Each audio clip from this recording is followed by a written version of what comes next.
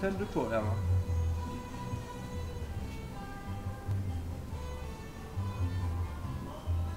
Nu lyfter.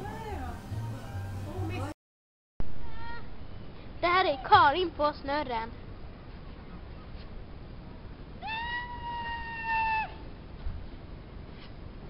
Wow, säger hon.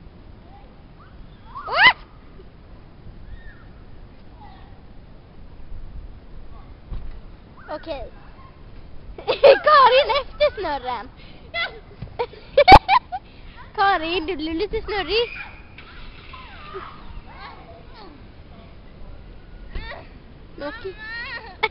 Är mamma inte här?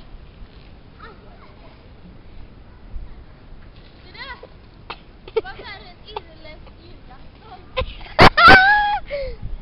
Vad är en inländsk julafton för någonting?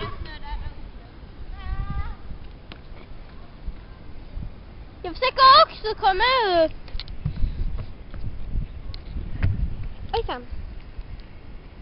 Karin är lite konstig. Det är bra nu, men Så, nu. ljusen vinglar.